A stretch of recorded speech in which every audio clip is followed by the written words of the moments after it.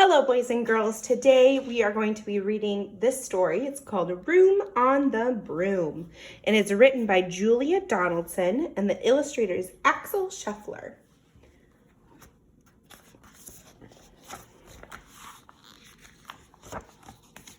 Here's our title page. The witch had a cat and a hat that was black, a long ginger hair in a braid down her back. How the cat purred, and how the witch grinned as they sat on their broomstick and flew through the wind. But how the witch wailed and how the cat spat when the wind blew so wildly it blew off the hat. Down, cried the witch, and they flew to the ground. They searched for the hat, but no hat could be found. Then out of the bushes, on thundering paws, there bounded a dog with the hat in his jaws.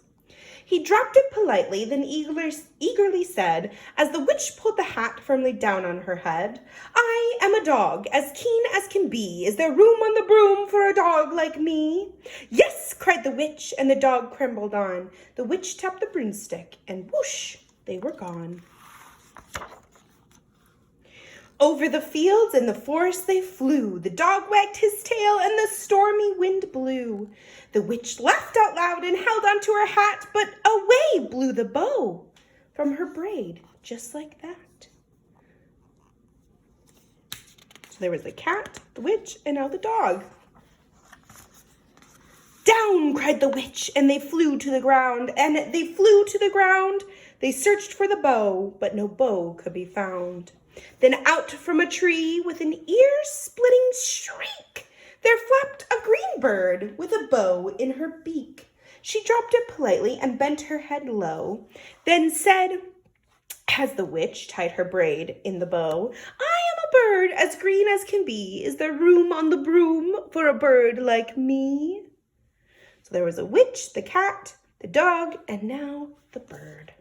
"Yes," cried the witch, so the bird fluttered on. The witch tapped the broomstick, and whoosh, they were gone.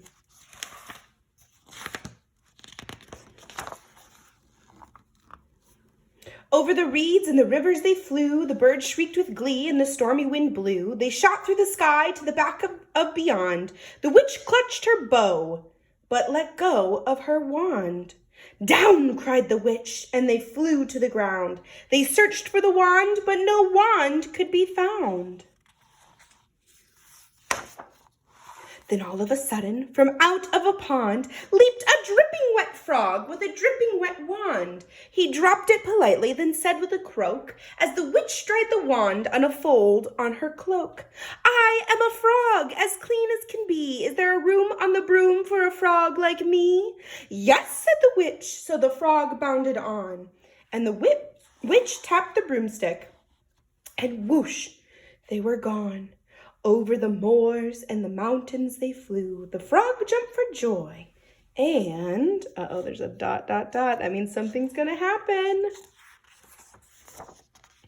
The broom snapped in two.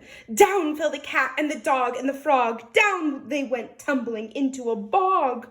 The witch's half broomstick flew into a cloud, and the witch heard a roar that was scary and loud.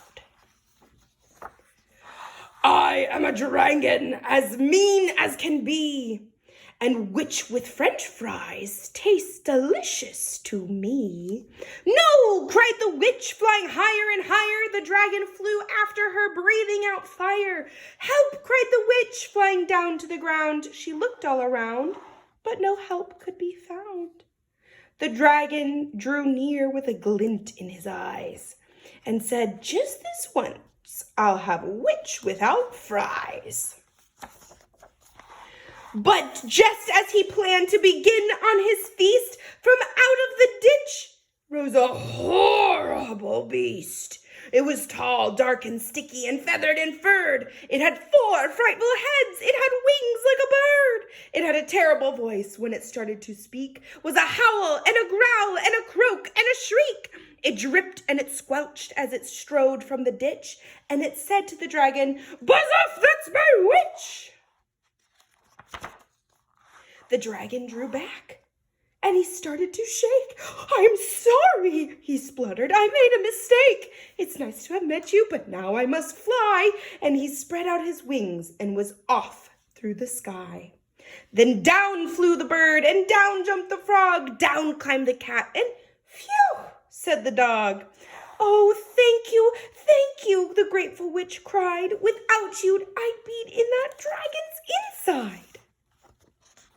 Then she filled up her cauldron and said with a grin, "Find something, everyone, throw something in." So the frog found a lily, the cat found a cone, the bird found a twig, and the dog found a bone. They threw them all in, and the witch stirred them well. And while she was stirring, she muttered a spell. Iggity, ziggity, zaggity, zoom! Then out rose a truly magnificent broom, with seats for the witch and the cat and the dog, a nest for the bird and a pool for the frog. "Yes," cried the witch, and they clambered on. The witch tapped the broomstick, and whoosh, they were gone. Look at that fancy ride for them. The end. All right, boys and girls, I want you to go to Seesaw, and you're going to click on this activity. You'll click on Add Response. And you're going to put in order the different animals or people that went onto the broom. So the first two people that were on the broom was the witch and the cat, right? Then who came next? Pick the animal that came next. And then the next one goes into number 4, and then the last animal to join them on the broom goes on to number 5. Now, if you can't remember which one came next, you can always rewatch the story or go back into the story to check and see who came next. All right, I'll see your work on Seesaw. See you later.